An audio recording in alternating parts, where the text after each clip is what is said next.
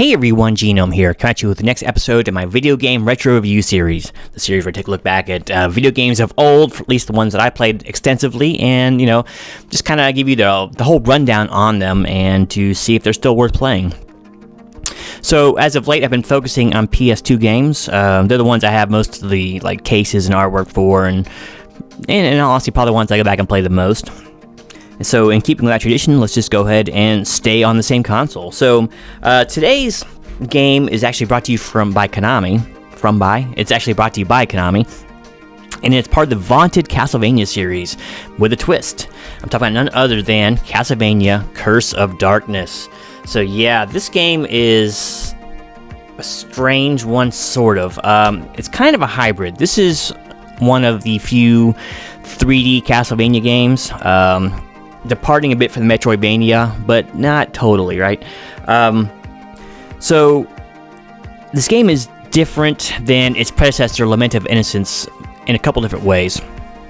First off, the combat is much more streamlined and kind of visceral than that one was. Think of it as almost a really cheap imitation of God of War. Clunkier, a little stiffer, not quite as varied, and definitely not as ranged, but there's a lot of different things you can have here as far as combat goes.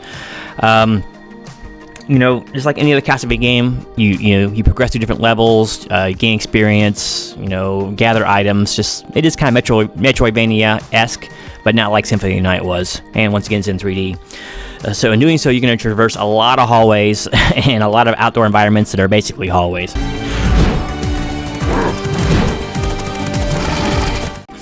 So, what makes this game really interesting, and I think so much better than its predecessor, technically it's two things, but the main one is the premise that this whole game is built around.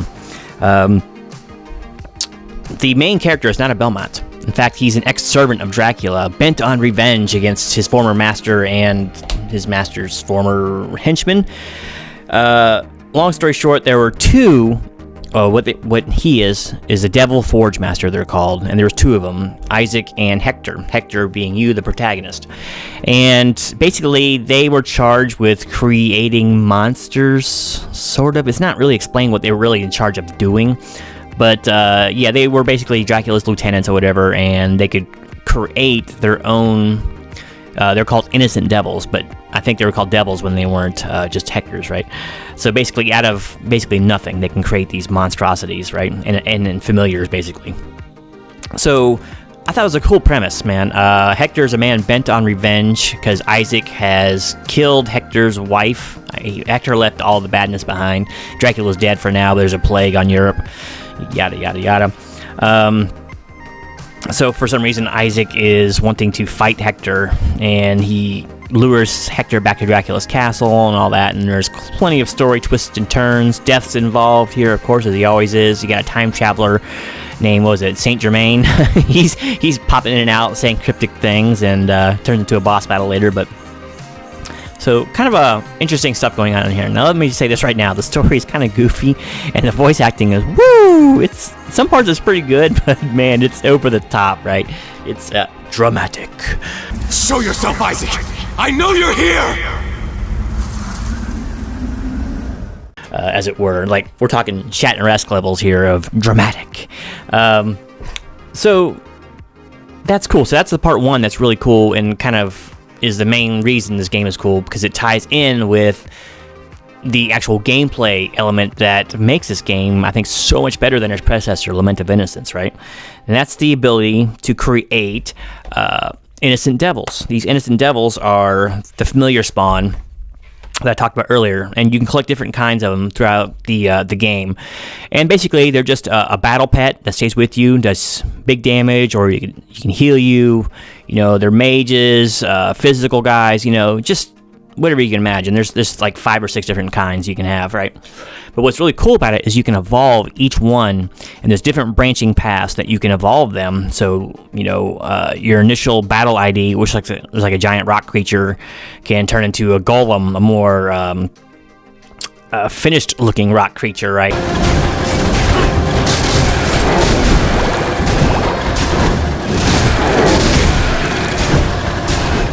or it can evolve more towards mechanical to like an animated suit of armor, and it just keeps branching off, and each one has about 3 or 4 different iterations, and there's like usually 4 final forms as far as you can evolve something.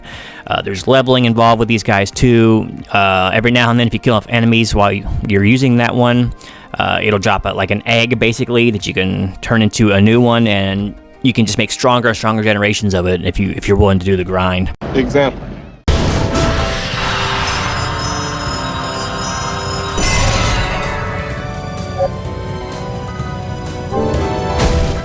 Which I'm a grinder, so hey, it works.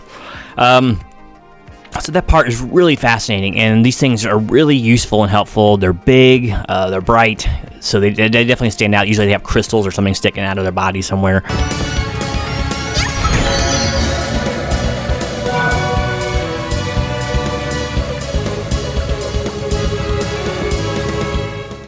But pretty cool, and they can take damage like you can, and it takes hearts to fuel their special powers. Now you don't really get that. You don't really have the hearts for yourself in this game. It's all for your IDs, innocent devils, abbreviated IDs for now. Along the way, you're gonna fight lots of supernatural type foes and bosses, and traverse empty castles and not so empty landscapes, but there's every hall basically has something to fight in it. So in keeping with the Castlevania kind of theme, but this game has a lot of stuff going for it. I love the soundtrack to this game. It's like a more synth version of Symphony of the Night, right? Maybe not quite as varied and doesn't have many beautiful tunes, but it's pretty good music for the most part. The opening area, the abandoned castle, has a great initial soundtrack, like they usually do.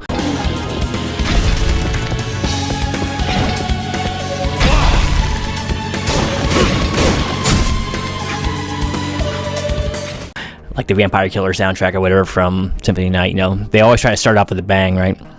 So cool stuff. You have a relatable mission. The guy wants vengeance because his wife was killed, and he left his powers behind. Now he has to collect his powers, power himself up, and go fight Isaac, who's egging him on the whole time for some reason. Along the way, we meet Belmont. I'm not going to spoil everything for everybody if you never played this game, but suffice it to say, the story moves along in typical Castlevania style. It's nothing too deep or thought-provoking, but it's just a fun reason to get in there and slay the supernatural once again and go looking for Dracula. So, as aforementioned, the IDs make this game just so cool. I love the building up aspect of these things, from birds that drop carpet bombs all of your enemies to big battle IDs who have this like aura wave that goes around them that destroys about everything it touches. You have mages that are casting huge like meteor spells and all that every now and then. You get little fairies healing you. There's just a lot of really cool stuff going on, and there's like I said, I think 6 different types you can get. 2 of them are pretty rare. You get them toward the end of the game. I already mentioned the combat. The combat is, once again, it's a 3D affair, but it's more combo driven. You have basically different levels of the square button you use for your weaker attacks, and then you have a finishing blow that corresponds. You hit that with the circle button, but that corresponds to how many times you hit the square. It's a really simple system. A lot of different effects. And that also ties in with the weaponry. You have tons of different weaponry you craft. A lot of the enemies will drop crafting supplies, and you have to craft your own armor. You don't find that stuff in the game, so crafting your armor and weapons. You got lots of different kinds of weapon types: swords, axes, spears, fist weapons. So you do like your martial arts stuff, which is really cool. Special weapons, and then you have your couple different armors, right? So, like, there's different levels of spear, and they all look different. A lot of them have different looking combos and different extra things that go on to the top of the combo. So it's really cool to fool with all that. Another thing that makes this game interesting is enemies will drop evolution crystals for your IDs, but they drop different color ones for your different color weapons. So, for instance, sword, if you have your sword equipped and you still kill enemies, they drop red crystals. And spear, they drop green. Your fist weapons, they drop yellow, etc., right? So that makes a difference because every ID has a different branching evolution path. So in order to go one direction, it might be blue crystals needed, blue and red, and the other, it might be yellow and green crystals will evolve that character. So I mean, it's not deep, but it's really, really satisfying, and it makes sense, right? You can also turn off the crystal collection and just level your ID and not have them evolve. The reason for that is some evolution paths, different stops about it, like they gain stats as well when they level up, and some of them give like really high stats on certain like midway points. You know, they'll get crazy attacks. So if you keep leveling that tune or that ID while he's there in that form, boost his attack and then evolve him into something else, he gets much higher attack than normally would. Oversimplification, but that's how it works. But yeah, just I don't know, it's just really cool seeing. And like I said, the combat system it's combo based, kind of hack and slash, but it's fun. It's realized in real time, or in a 3D real time environment too, right? So you're gonna be dodging, deflecting, rolling, jumping.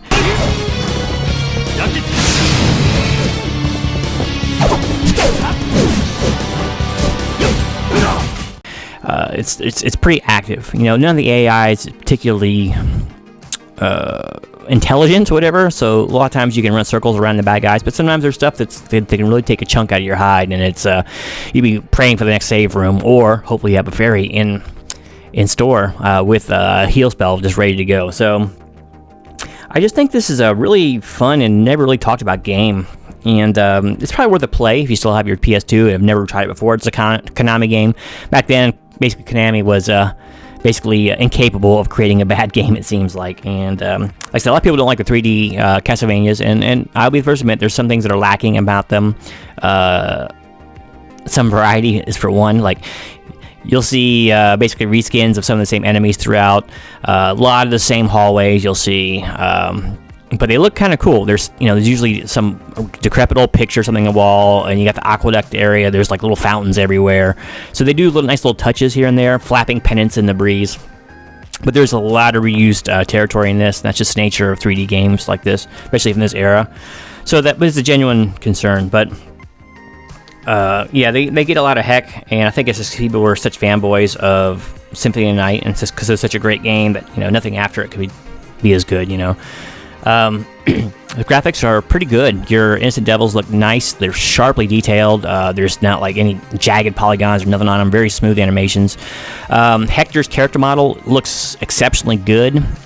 It does move a little stiff, and his running animation's a little bit wonky, but all of his animations look really good. And it's basically, like I said, if you want to compare it to something, compare it to, like, most of this game is about half as good as God of War, right? As far as graphics go, as far as animations go, as far as combat goes, it's kind of like the little stepbrother of God of War, right?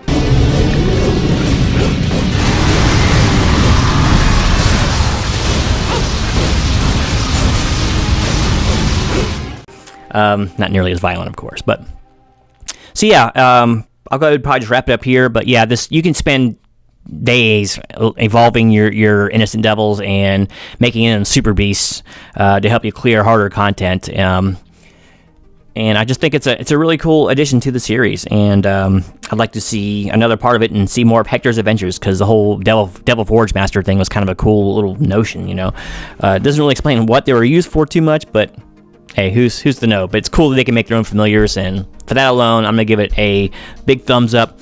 Check it out if you like. Let me know what you think. If you played this game before, let me know in the comments below. Love to hear from you. Anyway, thanks again for watching. Until next time, this is Genome. Just wishing Hector would come show him how to do some forging, but not of the devil variety. Out.